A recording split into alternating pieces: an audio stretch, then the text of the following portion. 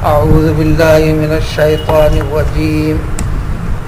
لقد رضي الله عن المؤمنين إذ يبايعونك تحت الشجرة فعلم ما في قلوبهم فأنزل السكينة عليهم وأثابهم فتحا قريبا.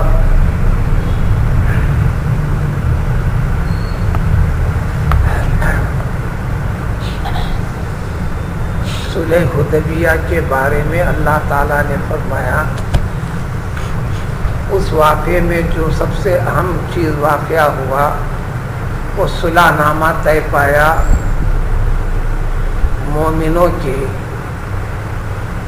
اور غیر مومنوں کے درمیان میں، اسلام اور مقابل اسلام قوموں کے مقابلے میں جو صلح نامہ طے ہوا اور اس صلح نامے میں جو جو حصہ لیے اور جس عمل کے اوپر فیصلہ ہوا اس کے اوپر اللہ تبارک و تعالیٰ راضی ہیں. رضی اللہ راضی ہیں. رضی اللہ عنہ صحابہ کے نام کے ساتھ اللہ تعالیٰ ان سے راضی ہے، خوش ہے. رضیہ کے ساتھ جب لقد آتا ہے جو انگریزی کا یہ متبادل ہے ہیز بین، اللہ تعالیٰ راضی ہو چکے ہیں، یہ بات قطعی ہے. اس معاہدے سے، اس صلح حدیبیہ سے، اس صلح حدیبیہ کے اندر جتنے ایمان والے شریک رہے اور اپنے ایمان کے پختگی کا اعلان نبی کریم صلی اللہ علیہ وسلم کے ہاتھ پر بیعت فرما کر کہ ہم میدان چھوڑ کر بھاگنے والے نہیں ہیں، ضرورت پر ہم تمام کے تمام جان دینے کے لیے تیار ہیں. یہ جو جملے تھے، یہ جو کیفیت تھی، ان ایمان والوں کے دلوں کی آواز تھی، صرف اور صرف زبانی اظہار نہیں تھا.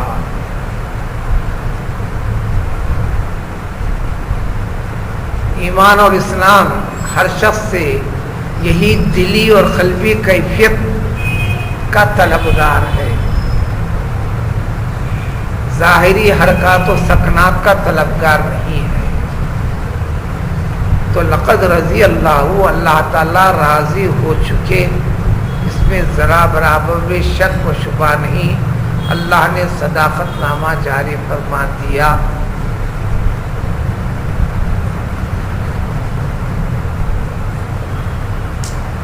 تفصیلات گزرتی رہیں صلح حدیبیہ کے بارے میں. اس آیت کے تحت مختصر سا جب حدیبیہ کے مقام پر قیام ہوا، ابتدا فرمائی رسول اکرم صلی اللہ علیہ وآلہ وسلم نے خراش بن امیہ خزاعی نامی صحابی رسول رضی اللہ عنہ صلی اللہ علیہ وسلم کو آپ نے خود انہی کے اونٹ کے اوپر، آپ خود ان کو سوار فرمائے اونٹنی کے اوپر، یہ پیغام دے کر بھیجا کہ تم مکے میں جاؤ، وہاں مشرکین مکہ سے ملاقات کرو، ذمہ داروں سے جا کر کہہ دینا کہ ہم یعنی رسول اللہ صلی اللہ علیہ وسلم اپنے صحابہ کے ساتھ صرف اور صرف عمرہ گزارنے کے ارادے سے آئے ہیں، جنگ اور لڑنے کے ارادے سے نہیں آئے ہیں. قدیم سے اور آج بھی، اسلام ہو غیر اسلام ہو، ساری مملتوں کے بنیادی اصولوں میں سے ایک اصول ہے جو وفد پیام لے کر جاتا ہے، وہ پیام ان کی مرضی کے خلاف ہو بھی، انہیں پسند نہ بھی آئے، تو اس وفد کو، نمائندے کو انگلی لگانے کا اختیار نہیں ہے، اس کے ساتھ چھیڑ خانی کرنے کی اجازت نہیں ہے، اور آج بھی نہیں کی جاتی. سارے حکومتوں کے اصول ہیں قدیم سے. پیغام دینے والے کا پیغام لے کر جانا ایک قسم کی اس کی سیکورٹی ہے، جبکہ اس کی سیکورٹی کرنے والے کی کوئی ضرورت نہیں ہے اس کو. لیکن ان مشرکین مکہ نے یہ سنتے اتنا بڑھ کے آگے بڑھ کر خراش بن امیہ خزائی کے اونٹ کا پیر کاٹ دیا. غصہ آگے بڑھا، پھر تلواریں لے کر آگے بڑھے. خراش بن امیہ خزائی جو نمائندے رسول صلی اللہ علیہ وسلم تھے، ان کی گردن مارنے کے لیے آگے بڑھے، لیکن حبشیوں نے آگے بڑھ کر روکا. بالآخر وہ چھوٹ گئے، واپس آئے، حقیقت سمجھا دیا، سنا دیا پیغمبر صلی اللہ علیہ وسلم کو. اس کے بعد پیغمبر علیہ السلام نے حضرت عمر فاروق رضی اللہ عنہ کو طلب کر کر یہی پیام دے کر جانے کے لیے فرمایا. تو آپ نے عرض کیا یا رسول اللہ صلی اللہ علیہ وسلم دو باتیں ہیں. مکے کا ہر شخص ان کے بارے میں میرا سخت رویہ جو ہے ہر کوئی جانتا ہے. مکے کے مشرکوں میں سے ہر مشرک مجھ سے سب سے زیادہ سخت عداوت رکھتا ہے. دوسرا پہلو، میرے قبیلے کے جو لوگ ہیں بنی عدی کے، ان میں سے کوئی ایک فرد بھی مکے میں موجود نہیں ہے، کیونکہ اس زمانے کے لحاظ سے کسی انسان کو مارنے سے پہلے 1000 بار سوچنا پڑتا. سے اس کو مار دینا کمال نہیں، چاہے وہ مرنے والا جس کو مارا گیا ہے حق پر ہو یا باطل پر ہو، پورا قبیلہ اس کی طرفداری کے لیے، ان کا بدلہ لینے کے لیے آگے بڑھتا ہے.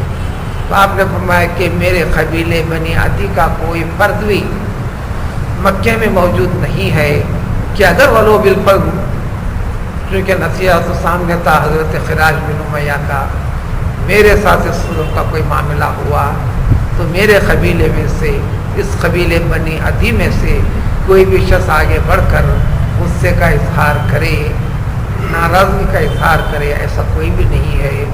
میرے خیال میں رسول اللہ صلی اللہ علیہ وسلم ایک ایسے شخص کو جو جس کے جاننے ماننے چاہنے والوں کی بڑی تعداد کثرت ہے، وہی حضرت عثمان غنی رضی اللہ تعالی عنہ، آپ ان کو روانہ فرمائیے. حضور صلی اللہ علیہ وسلم نے کوئی حکمت بتلائی نہیں،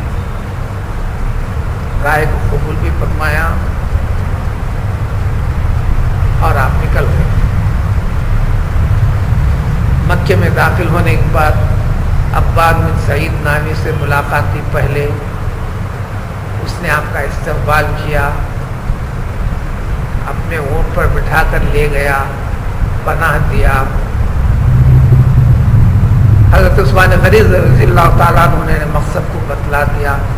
ساتھ ہی ساتھ حضور اکرم صلی اللہ علیہ وسلم نے فرمایا تھا کہ ہمارا یہ پیام پہنچا دینا. ساتھ ہی ساتھ مکے میں جو بہت سارے مسلمان غربت کی وجہ سے، لاچاری مجبوری کی وجہ سے جو ہجرت کر نہیں سکے تھے، جو ملاقات ہوتی ان کو یہ بھی سنا دینا بہت جلد مکہ فتح ہونے والا ہے، ہمارے دین اسلام کا غلبہ اس پہ ہونے والا ہے. تم اس بشارت کو سن لو، راضی رہو اور خاموش اطمینان سے رہو. یہ بشارت بھی دے دیں. ابھی معاہدے کی ابتدا ہوئی بھی نہیں، پیام بھجواتے وقت ہی عثمان غنی رضی اللہ تعالیٰ عنہ کو روانہ کرتے وقت پر آپ نے یہ بھی جو ہونے والی چیزیں بتلا دی. وہ سب پیام خداوندی ہوتا ہے، وہی خداوندی ہوتی ہے. حضرت عثمان غنی رضی اللہ تعالیٰ عنہ کا استقبال ہوا، بنا دیا عباد بن سعید نے.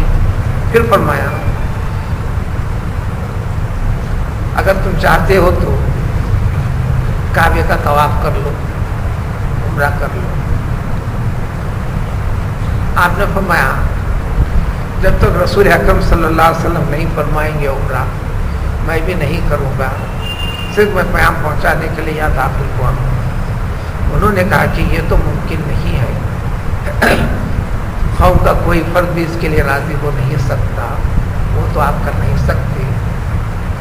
پھر اس کے بعد آپ نے زندگی کو سنانا تھا، پیام سنایا۔ اس دوران میں یہ ہوتے ہوئے بالآخر مشرکین مکہ نے آپ کو روک لیا، یعنی قید کر دیا۔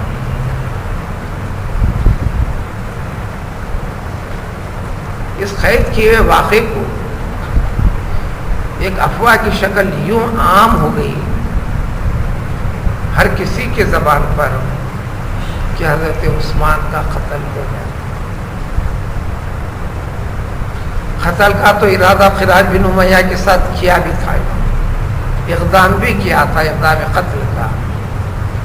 اب اس افواہ کے تحت اس کے بعد رسول اکرم صلی اللہ علیہ وسلم نے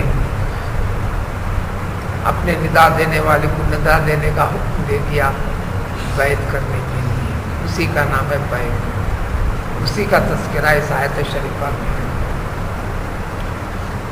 منادی کو پیام سنا دیا گیا، تم سر اعلان کر دو جو ہوا تھا۔ منادی نے اعلان کیا کہ روح الامین علیہ السلام نے پیغمبر صلی اللہ علیہ وسلم سے آ کر فرمایا ہے کہ تم تمام کے تمام لوگ بیعت کرو۔ جو بکھرے ہوئے میدان میں تھے سارے کے سارے صحابہ جمع ہوئے، بیعت کیے۔ سب سے پہلے آگے پرجوش انداز میں ابو سنان نامی صحابی آگے بڑھے، فرمایا کہ رسول اللہ صلی اللہ علیہ وسلم ہاتھ بڑھائیے میں بیعت کروں۔ آپ نے فرمایا کہ علامہ تبیعنی، کیا کہہ کر کس مسئلے کے اوپر تم بیعت کرو گے؟ انہوں نے کہا کہ علامہ فی قلبی یا رسول اللہ، آپ کے دل میں جو ہے جس چیز کے اوپر بیعت لینا چاہتے ہیں اس کے اوپر میں بیعت کرنا چاہتا ہوں۔ بیعت ہوئی۔ حضرت جابر فرماتے ہیں کہ ہم نے بیعت کی، الا اللہ نفر، ہم میدان چھوڑ کر بھاگیں گے نہیں۔ دیگر صحابہ نے فرمایا کہ ہم نے بیعت کی، ہم مرنے کے لیے تیار ہیں، میدان چھوڑنے کے لیے تیار نہیں۔ ان ساری کی ساری چیزوں میں اپنی جان کے، اپنے وجود کی پرواہ کے بغیر اللہ کے رسول کی، اللہ کے دین کی مد نظر رکھ کر دل کی گہرائی کے ساتھ جو باتیں نکل رہی تھیں، اللہ تعالیٰ ان کی دل کی گہرائی اور صداقت کا اظہار کر کے فرمایا کہ اللہ تعالیٰ راضی ہو گیا ان تمام ایمان والوں سے جو اے محمد صلی اللہ علیہ وسلم آپ سے بیعت فرما رہے تھے درخت کے نیچے، ایک ببول کا درخت۔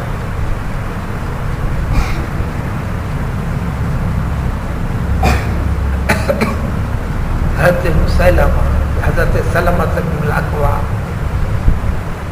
اس درخت کے کچھ ڈالیوں کو آپ کے چہرے کے قریب جھکا کر ٹھہرے تھے تاکہ دھوپ سے بچیں۔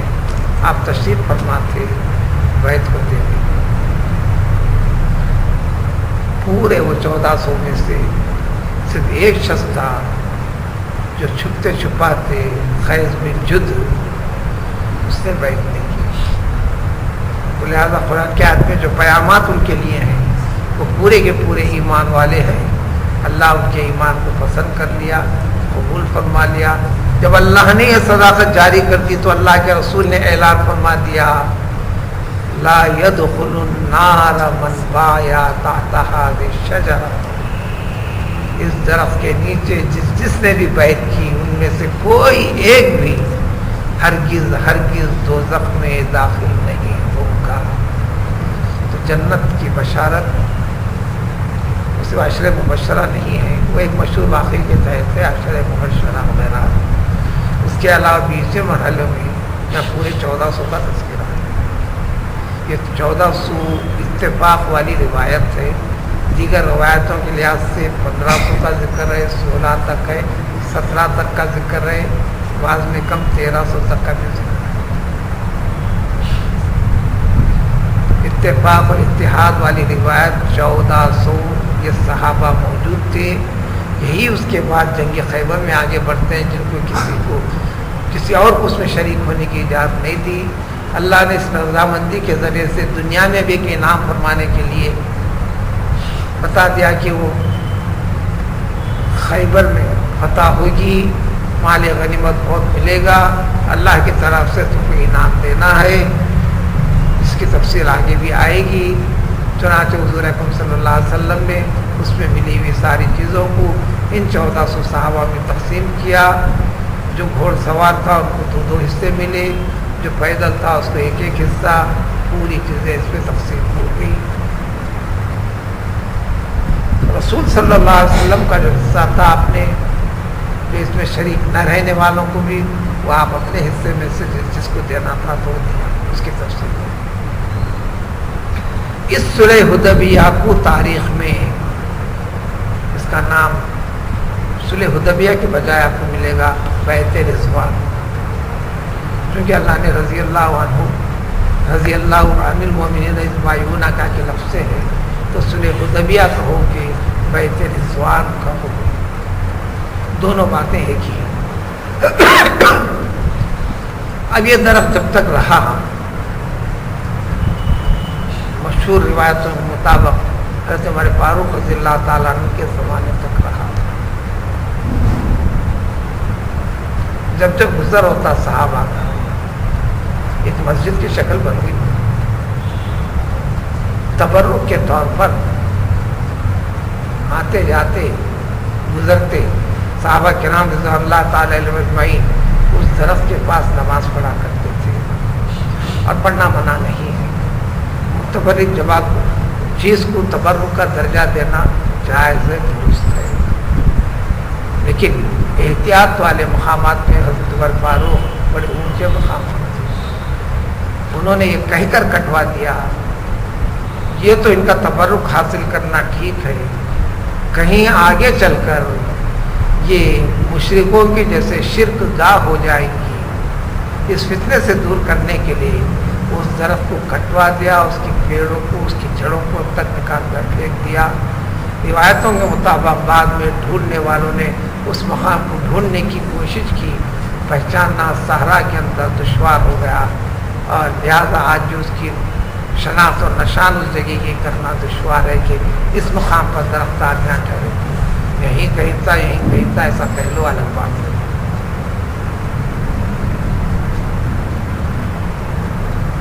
تو اللہ تعالیٰ اس کے بارے میں فرماتے ہیں فعلما، اللہ راضی ہو گیا، اللہ جانتا ہے، یہ بیعت کرتے ہو جن کے دلوں کے اندر جو حقیقت تھی خوب بہتر جانتا ہے۔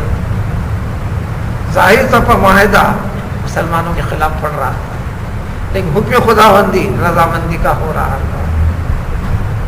اپنے دلوں کے جوش اور جذبے کو صحابہ نے ختم کیا، فرمان رسول کو مانا، اللہ کا حکم جو قرار دے دیا اس کو یقین رکھ کر آگے بڑھ کر سمجھوتا کیا،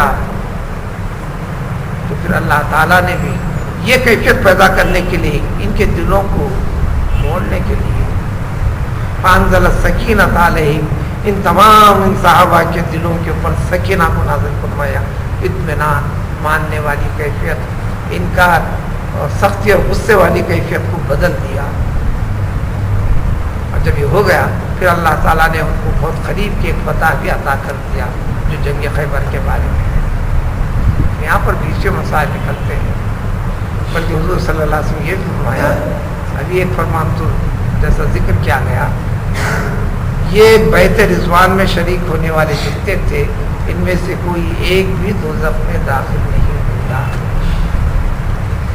دوسرے مرتبہ فرمایا حضرت ام المؤمنین حفصہ کے سامنے، انتم خیر اہل الارض، پوری زمین کے علاقوں میں جتنے انسان ہیں ان سارے انسانوں میں سب سے زیادہ افضل و بہتر درجہ رکھنے والے کوئی انسان ہیں تو وہ صلح حدیبیہ میں جتنے شریک تھے، یہ موجودہ انسانوں میں اس دنیا کے سب سے بہتر اور اچھے انسان ہیں۔ نیز فضیلت ان 1400 میں عثمان غنی رضی اللہ تعالیٰ عنہ کا مرکزی رول ہے۔ دیگر جو فرقے اور قبائل تاریخ کے اندر خباثت نکال کر عثمان غنی رضی اللہ تعالیٰ عنہ کے بابت جتنے چھیڑ خانیاں کرتے ہیں، اس کے روشنی میں وہ سب کے سب فاسد ہیں، غلط ہیں۔ اس لیے عقیدہ اہل سنت والجماعت ہے ان 1400 میں جس کا تذکرہ ملے گا محدثین کی روایتوں میں لِكُلِّ مَن يَدَّعِي الْإِسْلَامَ يَنبَغِي لَهُ حُبُّهُمْ وَتَعْظِيمُهُمْ۔